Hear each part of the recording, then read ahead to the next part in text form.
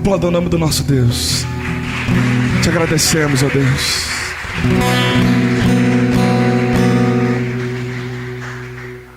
Deus, obrigado, Senhor. Obrigado porque o teu coração, Senhor, depois da cruz, se tornou disponível para nós.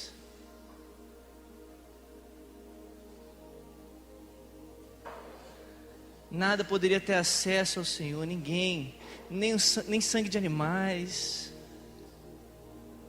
nem de bodes, nada podia se achegar a Ti, porque Tu és santo, Deus. Tu és um Deus santo, Tu és tão puro de olhos que não pode ver o mal. Mas depois da cruz, Teu coração ficou disponível para nós. Na verdade, Senhor Pai, o Senhor deu o Seu coração para nós no Teu Filho Jesus. Obrigado por isso. Obrigado mesmo. Nos faz viver vidas que reflitam a realidade do Teu coração. Do Teu coração, Senhor. Em nome de Jesus. Amém. Bom dia, gente.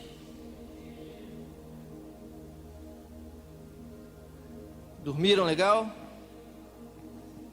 Sim? Dessa vez foi sim ou não? Alguém foi conversando? Não posso falar muita coisa não, né? A gente ficou conversando aqui até tarde também. Bem, vocês estudaram o livro de Esther, né? Sim ou não, gente? Sim. Vocês gostaram? Alguém aqui já tinha lido o livro de Esther? Eu perguntei a alguém que já tinha lido. Alguém que não tinha lido o livro de Esther? Levanta a mão aí quem não leu o livro de Esther. Quem nunca tinha lido o livro de Esther. Pode levantar, gente, sem vergonha, não tem problema não. Esther é um livro que geralmente as pessoas não leem. Quantos aqui já viram uma pregação em Esther? E bom, isso é um número legal. E eu não estou conseguindo achar Esther aqui na minha Bíblia, né? Porque Esther é antes de Jó, né, gente? Opa, obrigado. Então abre aí sua Bíblia lá no livro de Esther.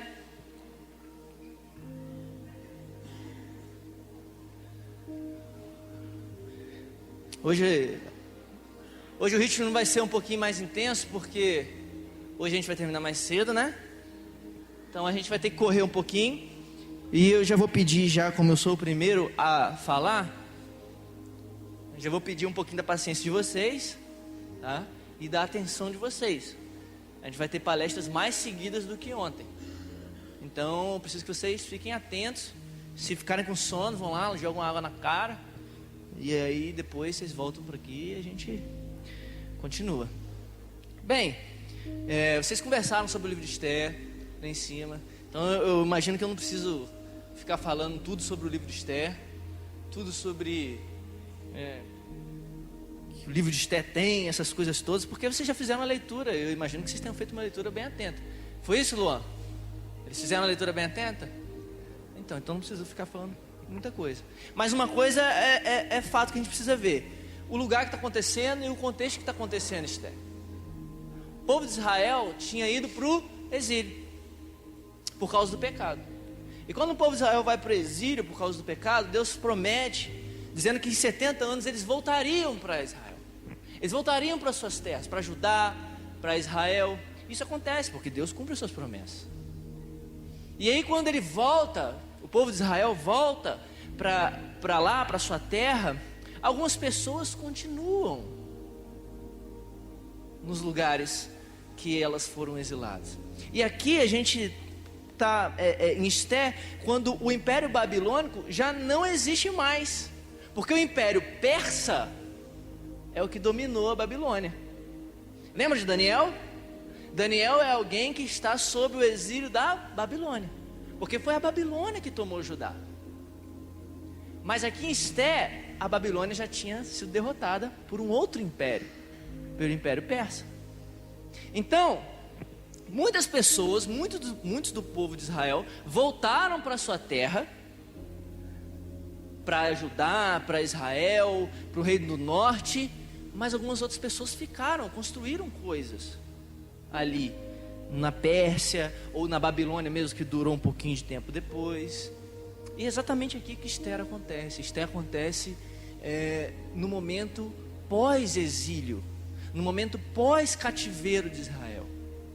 Então é interessante a gente pensar nisso, porque a gente depois vai descobrir por que esse livro está aqui nesse momento exato.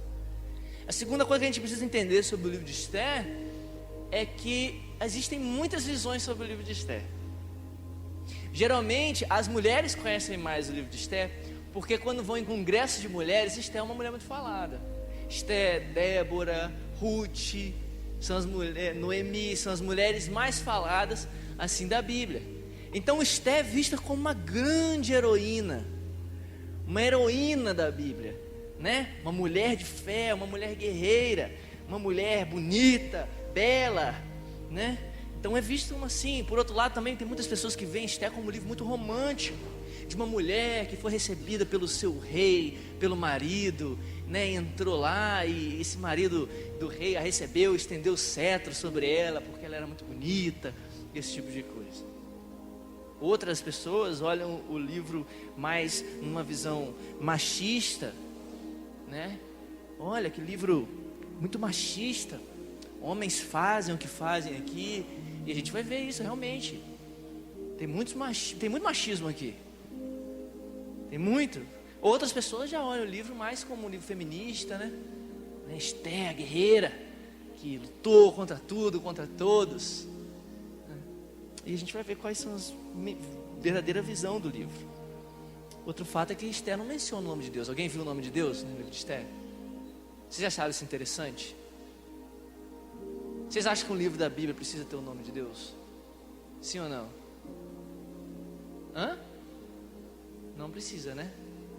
Esther não tem o nome de Deus. Mas assim como toda a história bíblica, assim como toda a história una da Bíblia, Esther é um relato lindo, lindo da providência de Deus na vida de pessoas. É um relato lindo daquilo que nós estamos falando até agora, sobre como Deus controla a história, sobre como a história está sob o domínio de Deus, sobre como pessoas precisam descobrir a sua identidade, a sua vocação no mundo, sobre sexualidade, sobre tudo isso. Tudo mostrando que Deus tem a ver com isso e como Deus se importa com essas coisas. Porque se Ele não se importasse, não estaria aqui naquilo que Ele chama de palavra dele. Não é isso? Então a gente precisa olhar a Esther dessa maneira. E vocês repararem, quando vocês leram, o livro começa com uma grande festa. Uma grande festa que o rei da Pérsia, o imperador da Pérsia naquele momento, que é Assuero ou Xerxes. Alguém aqui já viu 300 de Esparta, aquele filme? Faz assim, quem já viu 300. 300 de Esparta? É um filme muito ruim, eu não gosto não. Mas quem já viu, lembra lá de Xerxes. É o Rodrigo Santoro que faz Xerxes. Lembram? Grandão, altão. Aquele Xerxes que o Rodrigo Santoro está fazendo ali, não exatamente com tudo aquilo ali, mas o Rodrigo Santoro está tipificando o Xerxes verdadeiro que existiu, que é Assuero, que é o rei que está dando essa grande festa no começo do livro de Esther. E começa com uma grande festa, no capítulo 1, do versículo 1 até o versículo 9.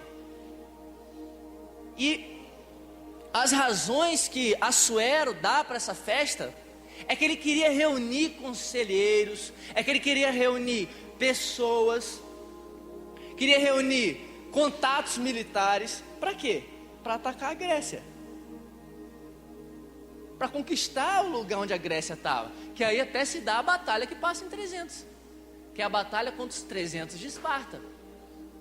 Lembram disso que acontece lá no filme? Xerxes Assuero começa a reunir essa festa, dar uma grande festa, para trazer recursos, trazer pessoas, para planejar o ataque. E olha isso, a festa, hein? Durou 6 meses, amigo. A gente, quando chega um casamento 4 horas da manhã, a gente não está aguentando mais nos casamentos. Já pensou 6 meses de festa? Eu não sei quem aqui já foi do mundo. Se foi, não volta nunca mais. Mas eu lembro que meu tio, o tio Cristiano, ele é meu tio mesmo, tá? Já fui chamando de tio, parece feio, mas ele é meu tio mesmo. Eu lembro que quando ele era do mundo, nossa, ele saía sexta-feira, assim, de tarde, voltava na segunda-feira carregado num carrinho de mão, assim, de carregar tijolo. Eu fiquei assim, como que essas pessoas aguentam? Agora imagina 6 meses. 6 meses de festa, open bar, tá? Open bar, não é festa tipo, vai ali, vão comprar, porque tem nego que não gosta de ir em festa, porque tem que comprar a vodka. Aqui não, aqui a senhora tá falando assim, ó, tem vodka, tem sei lá o que aí, vocês podem pegar, é open bar. E se vocês repararem que tá ali, o rei diz que é obrigatório participar da festa e beber e curtir a festa. Não sei se vocês repararam isso. O rei diz assim, olha, o rei, está dizendo assim no versículo 8, se eu não me engano, no capítulo 1, o rei ordenou que todos participassem da festa. Todos tinham que participar. 6 meses. E aí nos últimos dias, né, da sua festa, o que ele faz? Eu vou chamar a rainha. E a Bíblia diz que a rainha Vasti era linda. E ele bem bêbado já, cara, o homem quando fica bêbado, ele fica assim, uma coisa de doido, né? Fica bobo, fica fazendo besteira na rua, fica fazendo tudo isso. E aí ele bêbado, junto com os amigos, falou assim, vou trazer minha rainha. O nome dela era Vasti.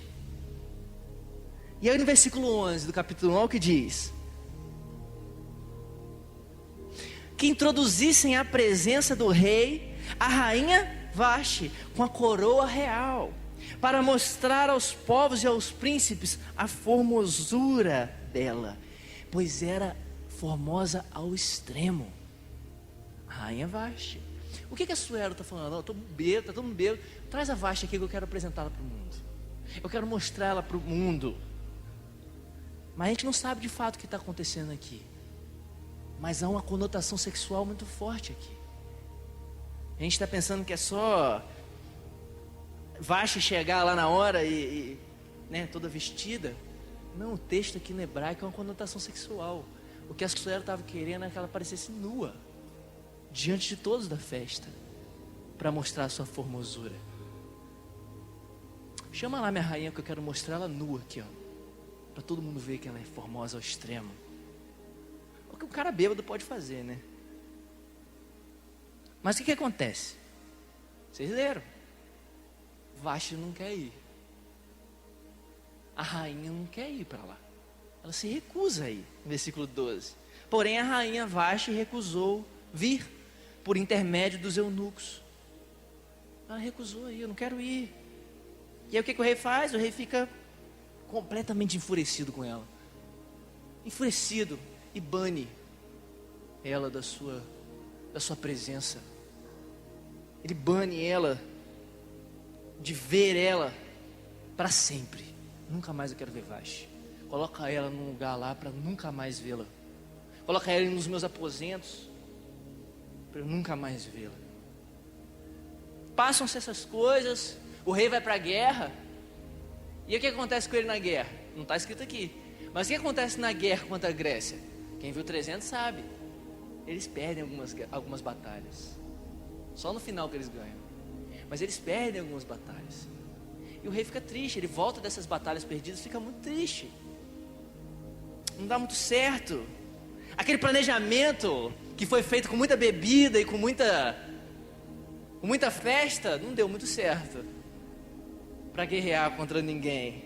Ele está deprimido. E para variar, ele está sem a rainha dele. Então ele fica sentado lá e um dos conselheiros aparece para ele. Olha o conselho. Sempre a gente tem uns conselheiros, né? Mas tem os conselheiros que eu vou te falar, do diabo. Os conselheiros estão ali, perto dele, e começam a dar um conselho para ele. Fala assim, rei, faz o seguinte, consegue uma nova rainha. Consegue uma nova rainha, cara. Olha o conselho no capítulo 2, versículo 2 ao 4. Então disseram os jovens do rei que lhe serviam: tragam-se moças para o rei, virgens e de boa aparência, e formosura. Põe o rei comissários em todas as províncias do seu reino, que reúnam todas as moças virgens, de boa aparência e formosura, na cidadela de Susã, na casa das mulheres, sob as vistas de Regai, eunuco do rei, guarda das mulheres, e deem-se-lhes os seus ungüentos. A moça que cair ao agrado do rei, essa reina em lugar de Vaste. Com isso concordou o rei, e assim o fez. Então eles saem pela Pérsia, eles saem pelos lugares da Pérsia e começam a procurar meninas bonitas, jovens lindas da Pérsia. E aqui que entra uma visão que a gente precisa quebrar. A gente acha que a visão do livro de Esther é muito romântica, mas Deus, ele não esconde as coisas na Escritura. Ele não esconde as coisas na Escritura. Ele tratou o pecado de Israel como adultério. E ele fala coisas muito sérias sobre o adultério de Israel. Se você ler lá em Ezequiel 16, por exemplo. Se você ler Jeremias, ele fala coisas muito sérias. É porque a gente só precisa de mais olhos para ver. Gente, eles não estão indo em casa e falando assim: olha que menina bonita, você quer ser rainha do reino todo? Eu só vim até aqui me seguir. Não é isso que eles estão fazendo. Eles estão entrando de casa em casa e sequestrando os jovens. Ele era o rei. É porque a gente não tem noção do contexto da época. Mas Assuero, os reis da Babilônia, da Pérsia, da Assíria, não tinham um conteúdo judaico, não tinham a lei de Deus. Eles eram considerados povos pagãos, que não tinham nenhum princípio moral para nada. Conta-se a história que Xerxes, um dia revoltado com os mares por perder uma das batalhas contra os espartanos, mandou chicotear os mares. É, isso mesmo, coisa de louco. Você pegar um monte de chicote e bater nos mares para castigar os mares, porque Xerxes se achava Deus. Eles eram considerados deuses para aquelas pessoas. Então eles saem, não é para procurar a menininha bonitinha, eles saem para sequestrar meninas bonitas. Eles saem ordenando que meninas lindas vão até o palácio. Vão até o palácio. Você está pensando que machismo não existe? Existe sim. Isso aqui é machismo. E essas meninas são levadas para o harém do rei. Muitas delas, jovens, iguais a você sim. 15, 16 anos. Para o harém do rei. E uma vez que elas se deitassem com o rei, elas não poderiam ter mais ninguém. Sonhos acabados, projetos frustrados. Imagina você gosta do menininho lá, você está doidinha para namorar com ele. Não namora agora, se quem tiver aí, não namora agora não. Mas vamos supor que você está lá mais na frente, já está com condição de casar. E você, tô doido, poxa, aquele rapaz ali é um rapaz de Deus, é ele que eu queria casar. E você está orando por ele. Aí aparece alguém na tua casa e diz assim: olha, o rei do lugar está mandando você vir com a gente. E você vai ser dele e de mais ninguém. E aí? Seus sonhos, seus projetos foram todos frustrados. O que é isso?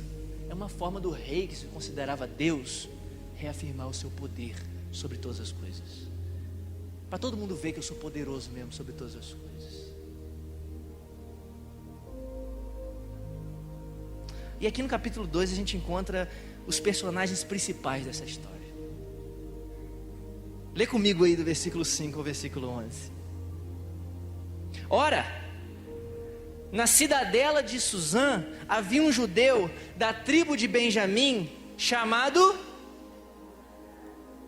filho de Jair, filho de Simei, filho de Quis. Ele tinha sido levado de Jerusalém com os exilados, que foram deportados com Jeconias, rei de Judá, a quem Nabucodonosor, rei da Babilônia, havia levado para o exílio. Mordecai havia criado, gente, que é, vou de novo, Mordecai havia criado, que é, filha de seu tio, que era órfã de pai e mãe. A jovem era bonita e formosa, Depois que o pai e a mãe dela morreram, Mordecai a adotou como filha. Quando a ordem e o decreto do rei foram divulgados, muitas moças foram levadas para a cidadela de Susã, sob os cuidados de Hegai. Levaram também Esther ao palácio real e a entregaram aos cuidados de Hegai, guarda das mulheres. A moça lhe pareceu formosa e alcançou favor diante dele. Por isso, Hegai se apressou em dar-lhe os produtos de beleza e a alimentação especial. Também lhe deu 7 moças escolhidas do palácio real e a transferiu com essas moças para os melhores aposentos do harém. Olha que, preste atenção nisso agora, hein? Esther não havia declarado o seu povo, nem a sua parentela, pois Mordecai lhe havia ordenado que não dissesse nada a respeito disso.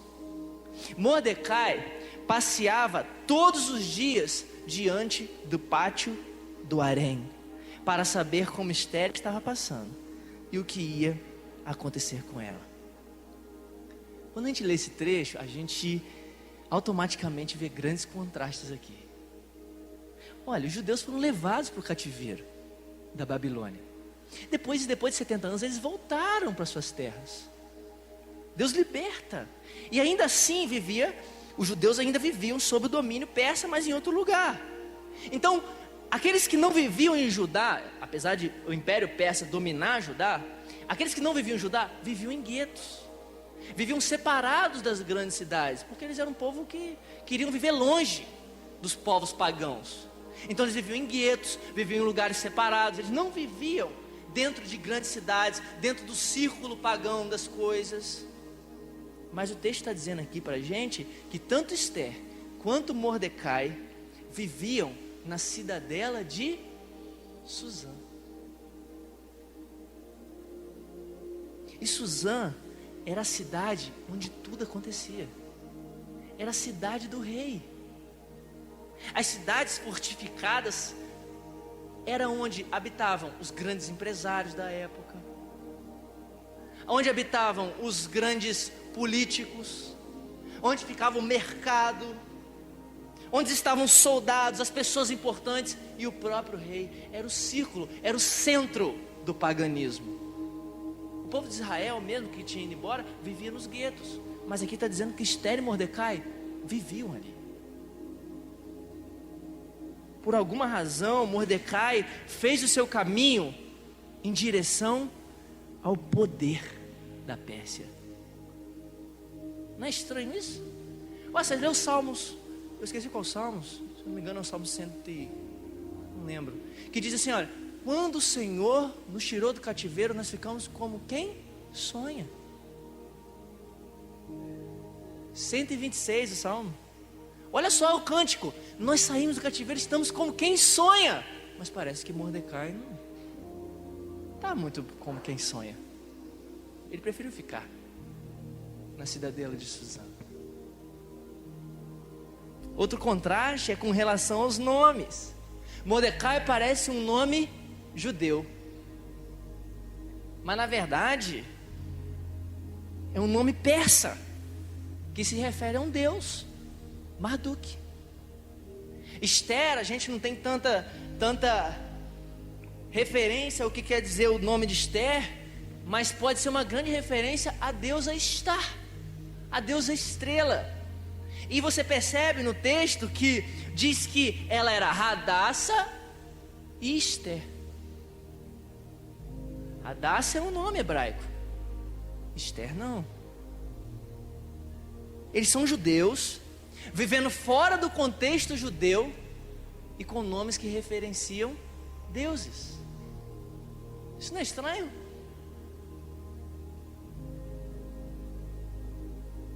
Mas a coisa mais interessante que dá para a gente entender aqui nesse texto é que existe um profundo comprometimento aqui.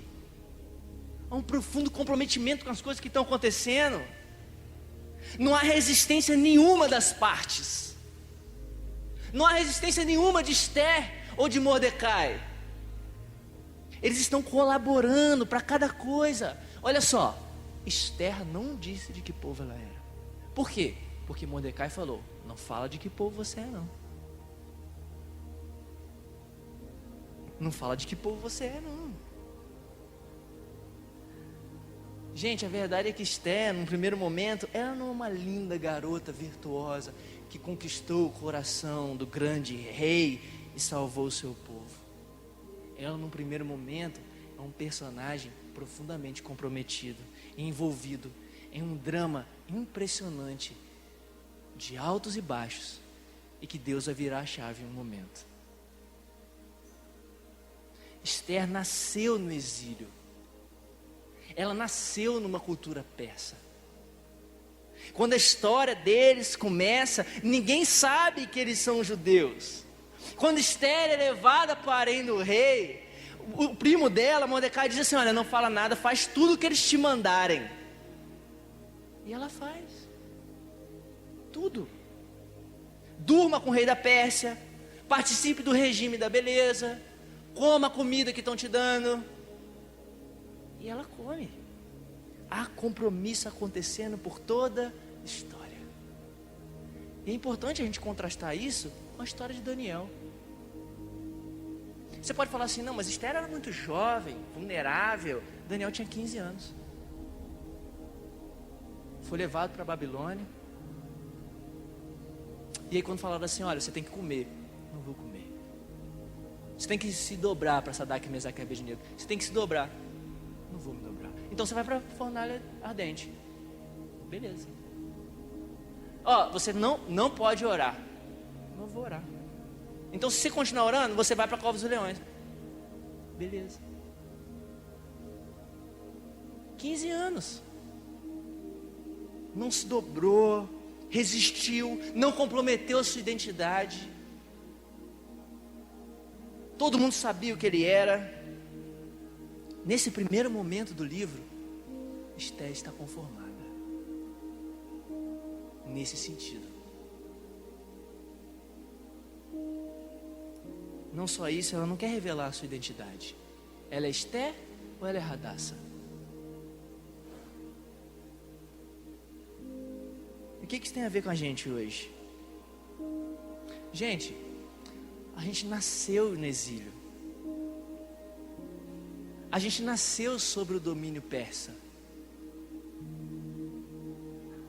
Há muito tempo, sabe, que o cristianismo já não é pano de fundo para o mundo. Há muito tempo que o cristianismo, ser cristão, já não é algo relevante para o mundo. Depois do iluminismo, depois da Revolução Francesa, o cristianismo deixou de ser algo relevante e interessante para o mundo. Então as bases cristãs, a vida, ser cristão, dizer que acredita em Deus, não tem a mínima referência mais. Nós estamos num mundo onde todos os tipos de deuses são adorados. Todos. E nós nascemos nesse mundo. Nós nascemos no mundo onde a verdade de Deus é abandonada, onde a gente entra na universidade, a gente entra na escola, e tudo que é contrário à palavra de Deus, a verdade de Deus é abandonado. Tudo. Nós estamos nesse mundo. Nós nascemos no exílio. Nós nascemos sobre o domínio persa. E assim como na Pérsia, viver longe da casa, viver longe da identidade, atrai muitos perigos para o povo de Deus. Muitos perigos. Os homens eram medidos pelo seu dinheiro, olha a festa. E as mulheres eram medidas pela sua beleza. Na Pérsia, é diferente de hoje? É diferente de hoje? Tudo que a mulher tem que ser é conseguir suprir o padrão que estão botando para ela. Você tem que ter esse corpo, você tem que ter esse cabelo, você tem que ser exatamente igual aquela blogueirinha do Instagram. Você tem que ter esse carro, cara. Você tem que usar essa roupa. Bota um relógio maneiro. Supra as expectativas que o mundo está pedindo de você. É diferente de hoje? O mundo da Pérsia?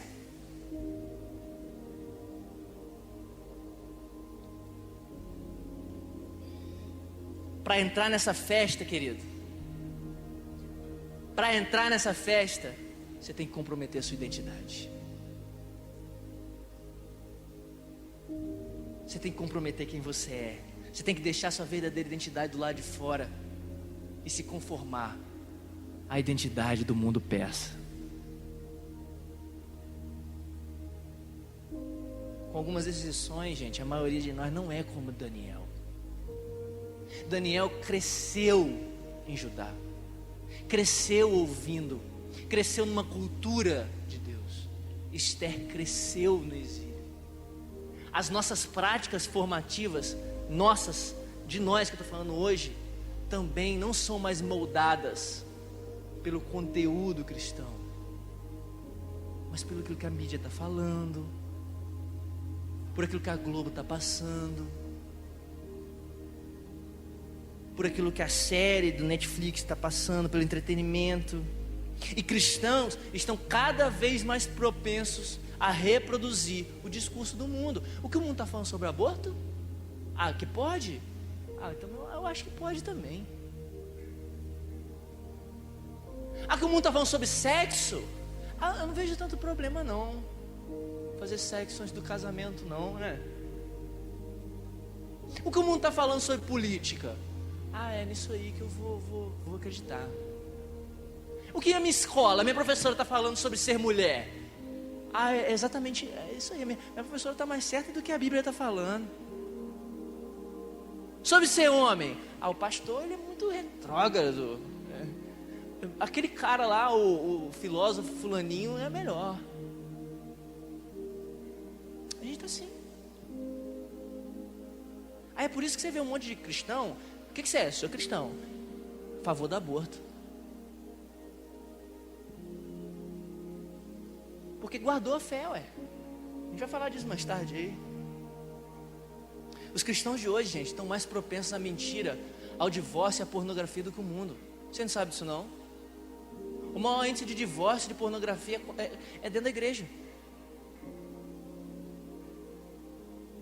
É dentro da igreja.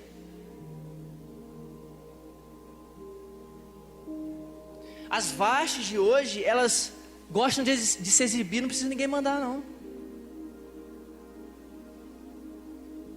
Ó, a Suela falou assim, vai lá, se veste, vem aqui, se exibe aqui, ó. Eu quero que você se exiba, ordenando. Ela falou que não. Hoje a gente não precisa mandar não.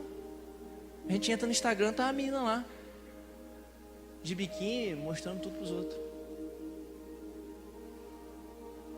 Ninguém te mandou não, né? Ninguém falou assim, vai lá, bota uma foto no Instagram, porque eu quero exibir sua beleza pro mundo. Os homens estão botando foto de sunga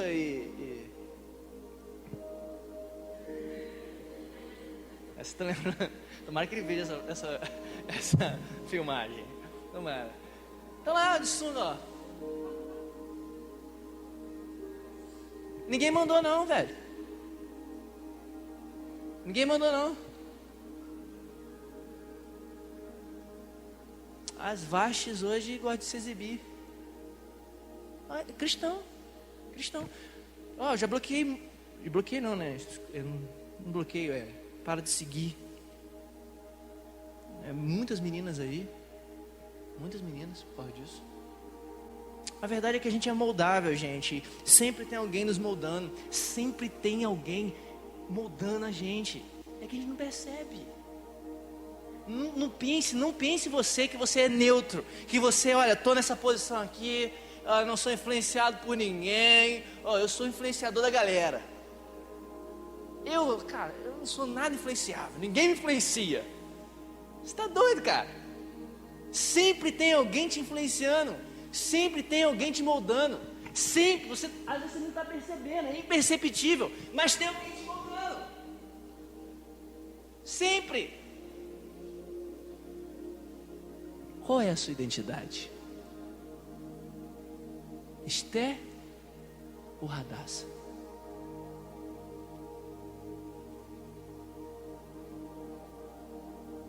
A verdade é que os palácios da Pérsia, os palácios do mundo não são suficientes para nada.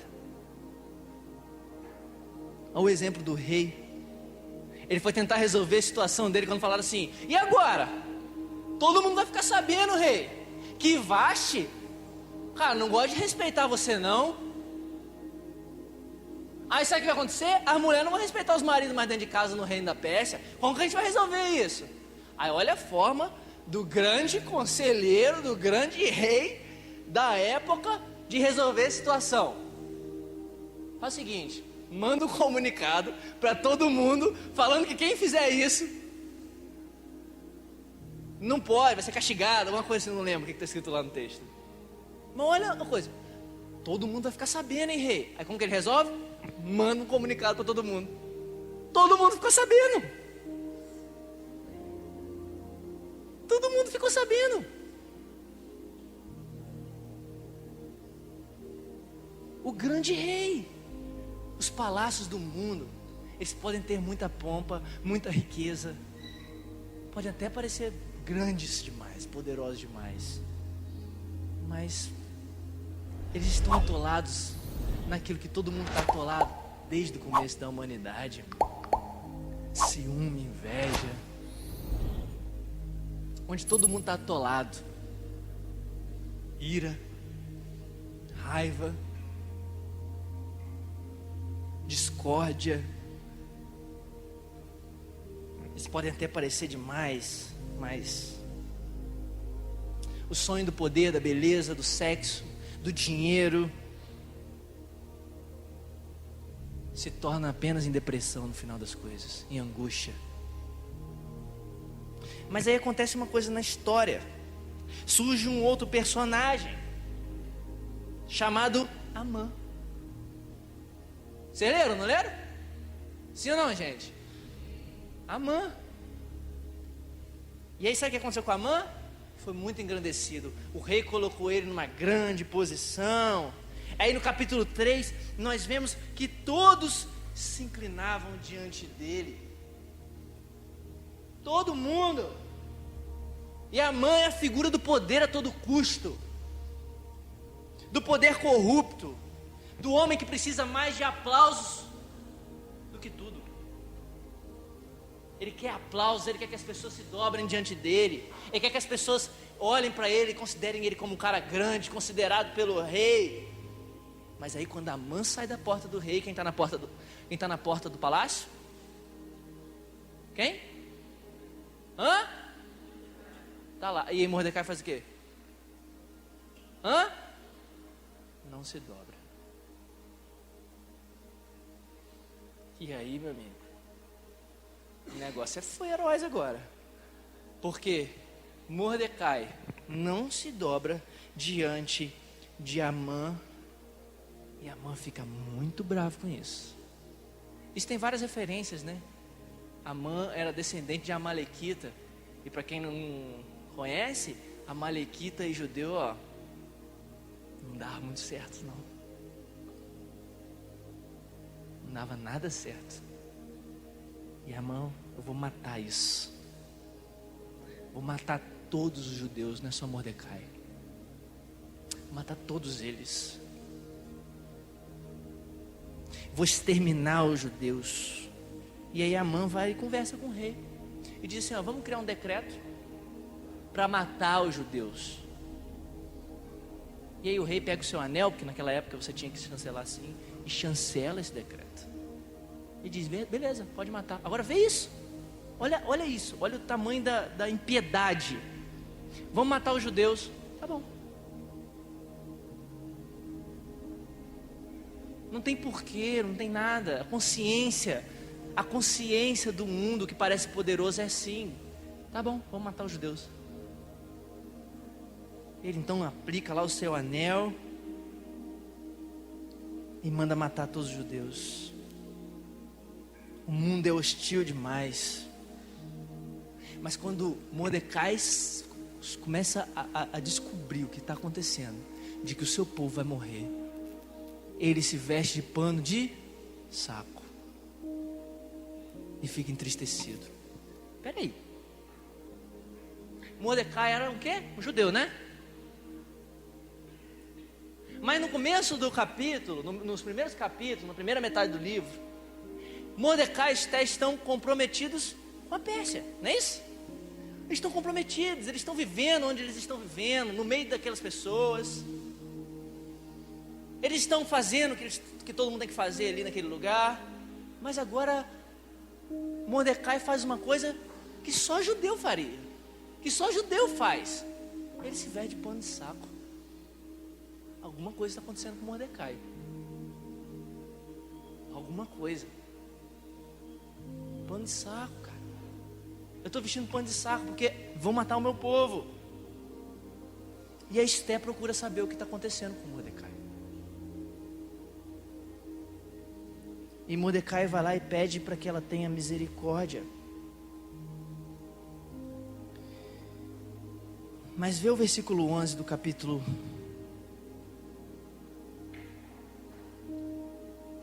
4.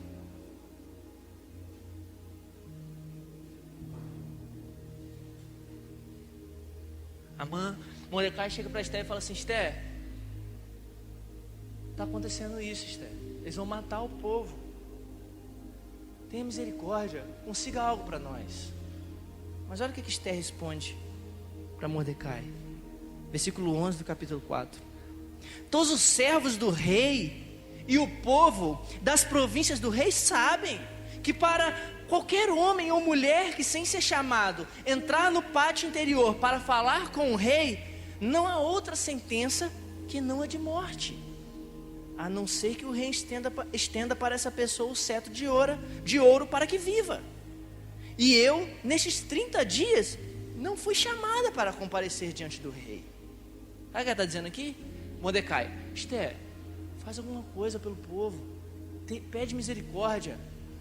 Ô primo, todo mundo sabe que não é qualquer um que entra lá para falar com o rei, não. Olha só, você não está entendendo, é muito sério. Mordecai está falando assim: o povo todo vai morrer, Esther. Olha a resposta de Esther: ô primo, não é assim não. Não é qualquer um que entra lá com o rei, não.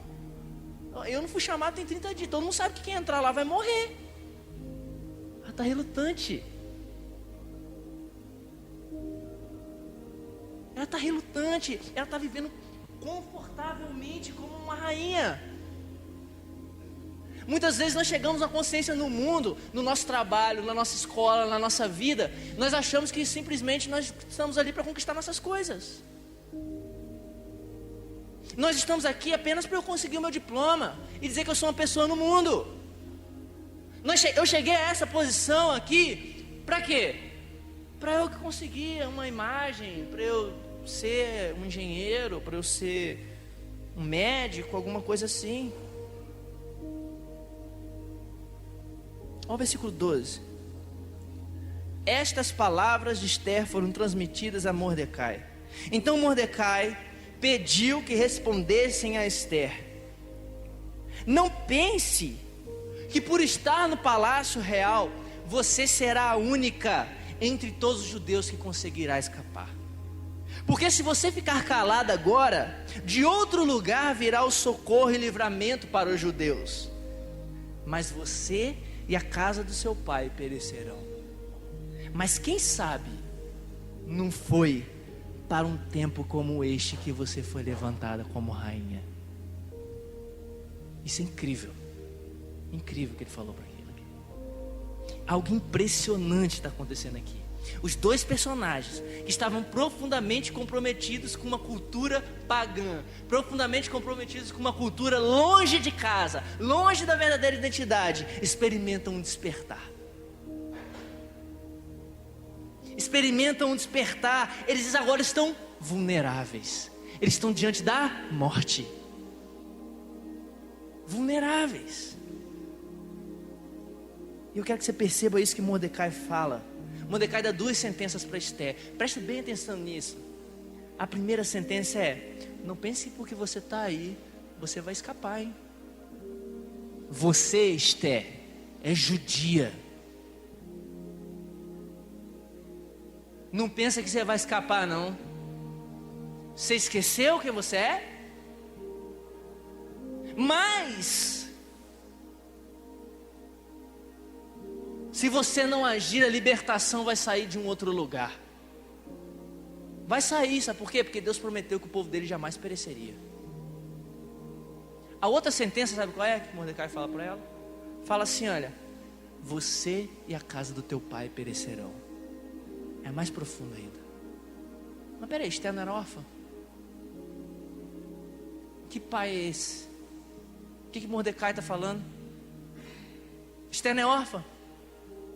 Mas ela já não está na casa do rei. Que casa é essa que vai perecer? Sabe o que Mordecai está falando? Mordecai está advertindo a ela de que se ela se recusar a ajudar os judeus, ela vai perder lugar na família do seu pai. E ela vai morrer como uma persa, longe das alianças que só o povo de Deus tinha recebido. Você e a casa do seu pai irão perecer. Esther, você pode até viver depois de matarem todos os judeus, mas você vai viver para sempre aqui, longe das alianças, longe das promessas, longe daquilo que Deus deu aos seus pais. Qual é a sua identidade?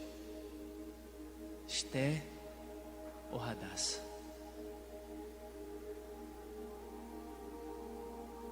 À medida que a cultura nos pressiona, à medida que seus amigos te pressionam a fazer tais coisas, à medida que você se pressiona a fazer tais coisas, você reage como?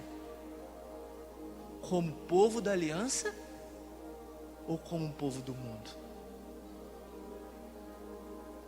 Você se manifesta como um pagão ou se manifesta como alguém que encontrou Jesus? E agora, o que Esther vai fazer? Vai fugir? Vai ficar quieta? E a outra sentença que Mordecai diz para Esther: quem sabe não foi para um tempo como este que você foi levantada rainha? Nós estamos ouvindo direto aqui, queridos, que Deus é o Deus da história. Deus é o Deus da história. Deus é o Deus que controla a história.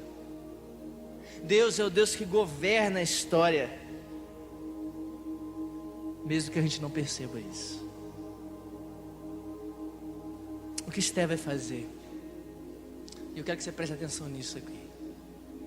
Esther escolhe o caminho da fraqueza. Esther escolhe o caminho da vulnerabilidade. Esther escolhe o caminho da morte. Mas para isso ela precisa lembrar da sua identidade. Olha o versículo 15, versículo 16. Então Esther pediu que levassem a Mordecai a seguinte resposta. 2 pontos. Vá e reúna todos os judeus que estiverem em Suzã e jejuem por mim. Não comam, nem bebam nada durante 3 dias, nem de noite, nem de dia. Eu e as minhas servas também jejuaremos. Depois irei falar com o rei, ainda que seja contra a lei. Guarda isso que ela vai falar agora. Se eu tiver de morrer, morrerei. Não sei se a tua versão pode estar assim: se eu perecer, pereci.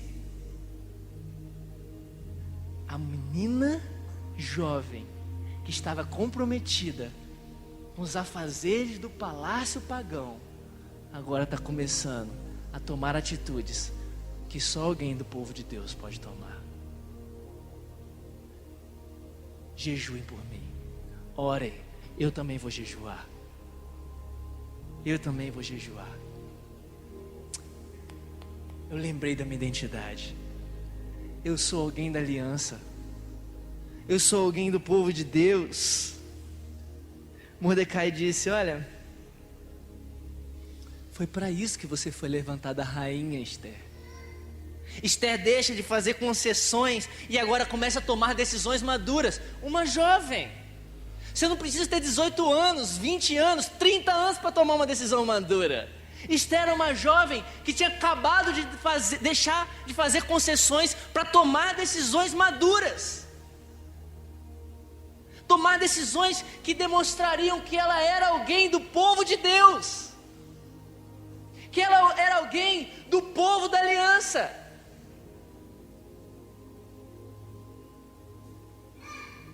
O despertar que Deus faz em Esther mostra para ela que ela não está no palácio para si mesma, que ela não está no palácio para servir a si mesma, para ser a grande rainha e para entrar na história do rol dos reis como a rainha Esther. O despertar que Deus dá em Esther é para mostrar a ela que a identidade dela faz com que ela faça tudo para que o reino de Deus avance, mesmo sendo rainha, mulher de um rei pagão. Não é a mesma coisa que acontece com Naamã? Deus salva Naamã. Você acha que Naamã fala assim, não, agora eu vou deixar aqui as coisas que eu estou fazendo aqui com o rei aqui, né? E vou trabalhar no templo. Eu vou ser diácono do templo de Israel. Naamã. Não, ele continuou na profissão dele, mas sabendo que aquela profissão poderia glorificar a Deus.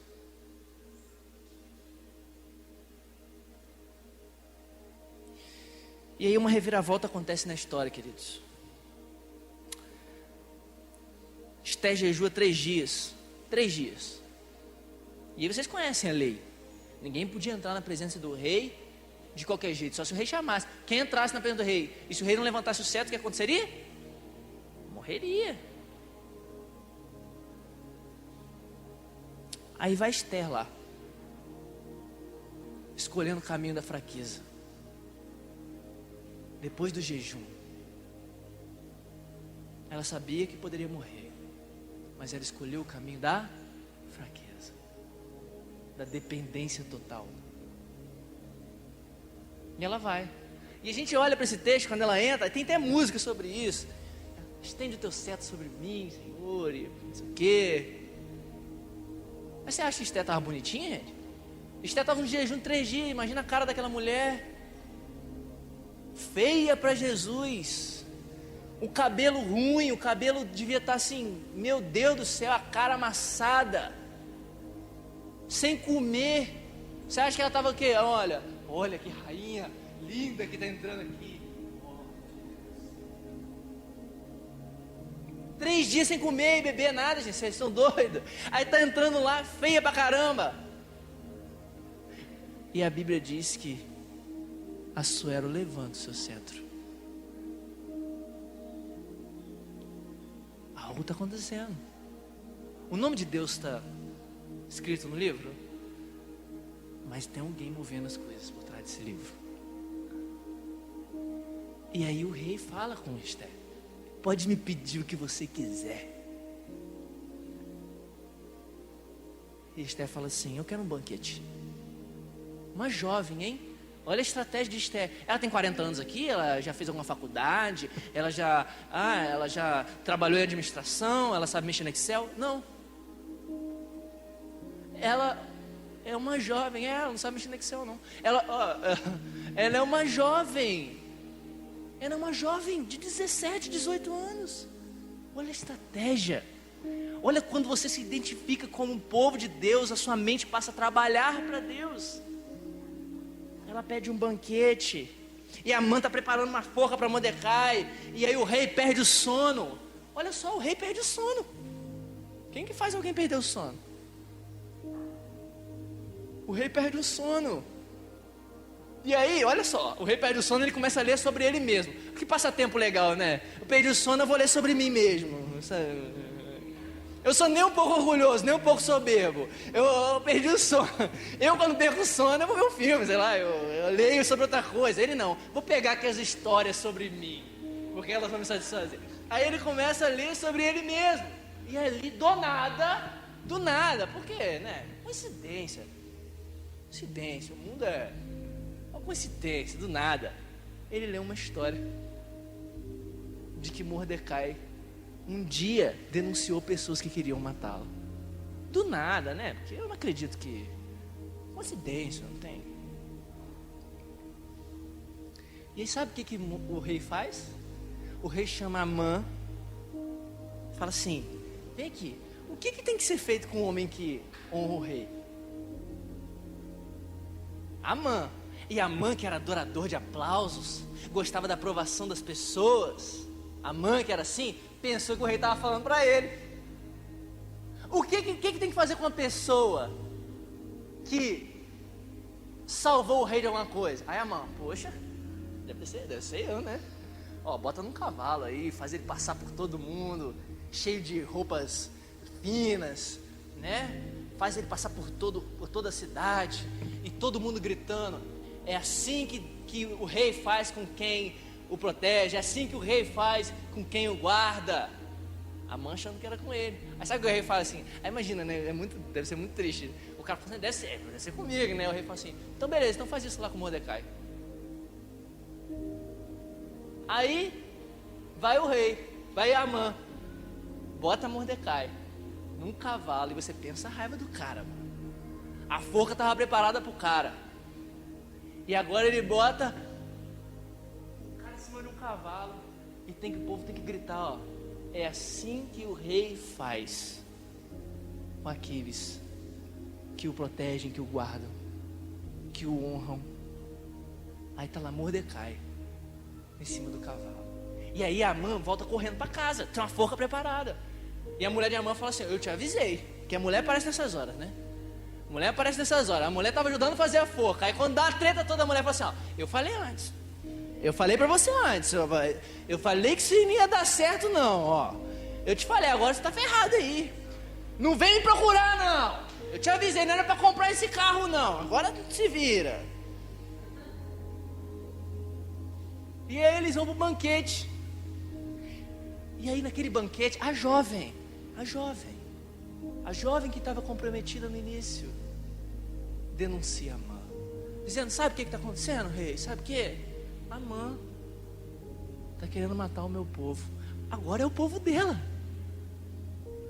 Lembra lá no começo? Não fala que povo você é não, Esther. Participa das coisas aí. Agora é o povo dela.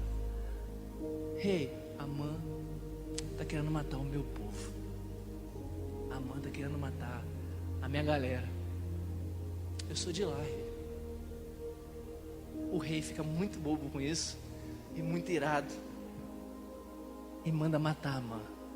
E a forca que Amã preparou para Mordecai, ele morre nela mesma. E aí Mordecai se torna o braço direito do rei. Que reviravolta linda, né? A gente pensa que a Bíblia é um livro chato e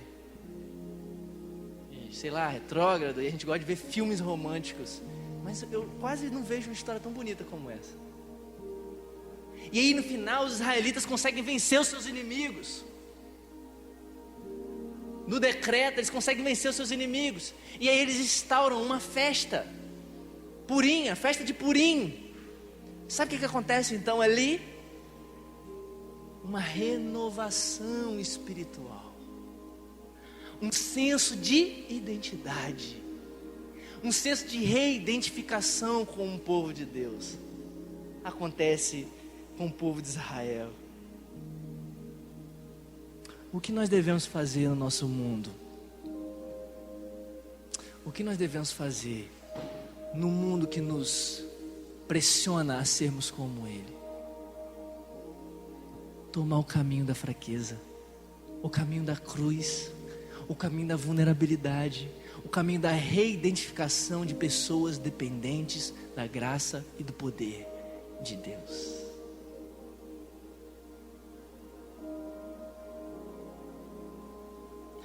Esther enfrenta o poder do mundo, porque o imperador persa era o poder da época.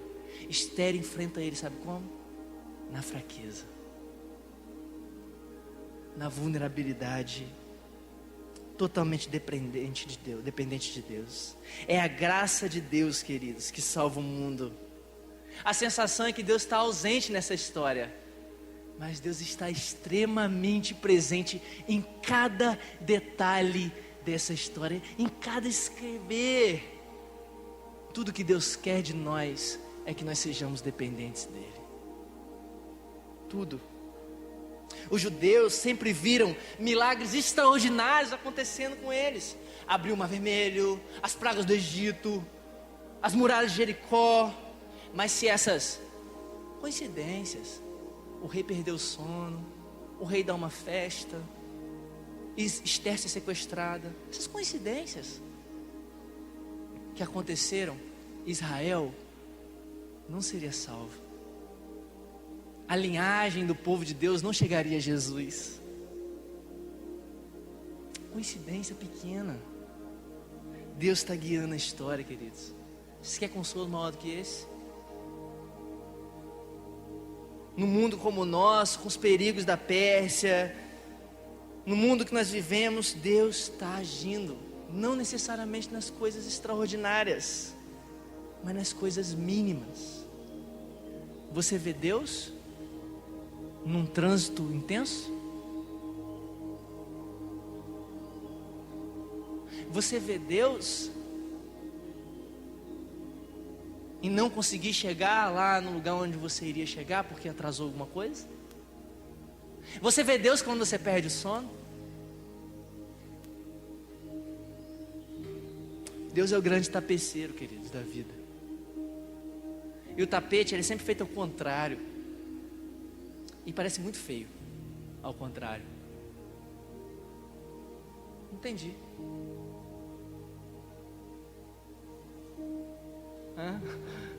Deus é o grande tapeceiro. E o tapete é feito ao contrário. Não reparem não, é lá atrás. O tapete é feito ao contrário e parece muito feio. Muito feio. Mas quando ele é colocado na posição correta, é a coisa mais linda que já se viu. Deus é o grande tapeceiro da história. E mesmo que às vezes pareça ser coisas feias e traçado de maneira feia, quando é virado do lado avesso, é a coisa mais linda que já se viu. É por isso que o Paulo diz aos Efésios assim: nós somos feitura de Cristo, criados em Jesus para as boas obras. Sabe o que é a palavra feitura ali? Poema, que é a palavra que chegou até nós como poema. Deus está escrevendo um poema. Deus está escrevendo um poema que é a história. Isso traz descanso. Os deuses desse mundo, o poder desse mundo pode até parecer grande, mas eu faço parte do poema de Deus. Eu faço parte do poema de Deus. Esther e Mordecai escolheram um caminho que abraçava a dependência. Eles correram risco não só pela sua alma, mas também por todo o seu povo.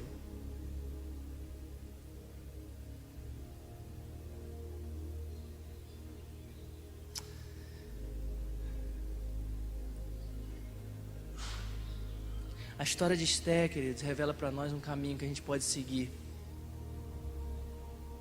Num mundo onde o cristianismo, e você que é cristão, é sempre colocado à margem da sociedade. A história de Esther revela esse caminho para nós. Mas a história não acaba por aqui. Se você olhar para Esther apenas como um exemplo a ser seguido, você vai ser esmagado. Esther e Mordecai livraram o povo de Israel de morrer naquela época, mas eles não puderam livrar o povo de Israel do seu maior problema, o pecado. Então um dia, o rei, que é verdadeiramente Deus, deixou a sua glória. Enquanto Xerxes estava querendo mostrar a sua glória, o rei deixou a sua glória e veio habitar entre nós. Esse rei que não é orgulhoso para mostrar as suas riquezas, mas de deixar as suas riquezas. Ele veio até nós e indo perante o Pai. Lembra de Esther? Esther falou o quê? Se eu perecer, eu pereci. Se eu morrer, eu morri. Mas Esther morreu? Mas Jesus não tinha possibilidade de falar isso. Jesus falou: eu vou morrer. Eu vou morrer. E Ele vem até nós e morre. Ele toma a cruz. E é para Ele que nós devemos olhar. quando a nossa segurança, a nossa riqueza, o nosso valor está nele, nós também podemos arriscar nossos palácios, nós podemos arriscar as nossas concepções, nós podemos arriscar as nossas pressuposições sobre o mundo, porque o nosso valor está no Rei que se entregou por nós, Jesus Cristo. E aí então o Evangelho se torna um tesouro para nós. Eu queria que você colocasse sobre os pés para a gente orar.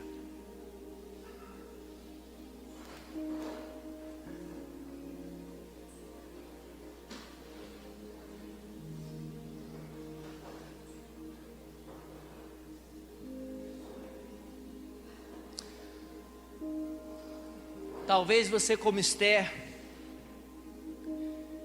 tenha sido trazido a este momento da sua vida por circunstâncias que você não teve controle, por circunstâncias que você não conseguiria controlar, misturado com algumas decisões e escolhas falhas que você tomou ao longo da sua vida. E aí agora você parece muito mais com a Pérsia, com o mundo, do que com o povo de Deus. Você deve estar falando como o mundo. Você perdeu sua identidade. Talvez para você viver no mundo, você tenha ocultado que você é um cristão. Na sua escola, na sua universidade. Talvez alguém te pergunta assim: você é o quê? Você não fala o que você é. Como Esther. E aí você se encontra na calamidade, você se encontra no sofrimento, na angústia. Mas independente da calamidade que você estiver, lembra da tua identidade. Lembra que você é alguém do povo da aliança e se manifesta no mundo como alguém do povo da aliança. Você tem todos esses dons, todos esses talentos, toda essa habilidade para um tempo como este. Deus te deu tudo isso para um tempo como este. Não existem pessoas acidentais, queridos. Você não precisa ser um mega pastor, um mega missionário. Todos os sims e nãos de Deus são providenciais. Sabe por quê? Porque é poema. É poema. Lembra da sua identidade no poema de Deus. Obrigado, Senhor, pela tua palavra. Obrigado porque o Senhor é bom e a tua misericórdia dura para sempre. E o Senhor controla a história. E a tua história, Senhor, é um poema. Às vezes a gente não consegue ver, mas nos faz então expectar pelo dia em que o Senhor vai virar o tapete do avesso. E nós veremos a manifestação da tua glória em Jesus. E seremos transformados como Ele é. Em nome de Jesus.